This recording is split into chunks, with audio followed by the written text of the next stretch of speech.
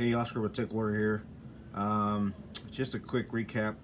It's an iPhone 6s.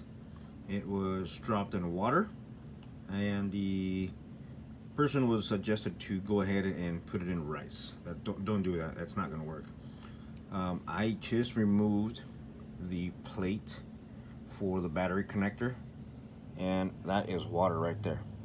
So if you have your phone in rice for 2 or 3 days, whatever, that rice is not going to absorb any of this. Nothing will absorb any of this. It's going to have to go through the seal, through this little gasket right on the side of the frame here. That rice will not absorb any of this. It's going to have to go through underneath the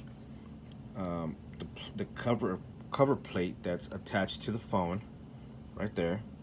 That is not going to reach, or that rice is not going to absorb the water. You're going to have to immediately just not attempt to try it on.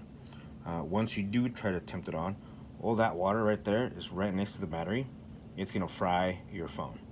So best thing to do is when you drop your phone in water or it's submerged into water, don't even try to attempt it.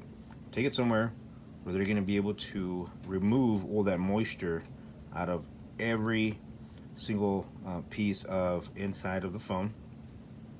Most likely it's gonna have to get cleaned, new battery, and most likely a different screen. And if everything gets cleaned correctly, you should have a working phone. If you just put it in rice, leave it in there, it's not gonna get none of that. With time, if you do get lucky where it does turn on, with time, all that corrosion, this is gonna eat that connector, and it's eventually gonna fail.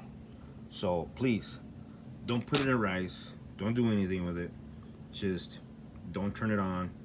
Take it somewhere that is gonna be able to clean it up. Thank you for watching.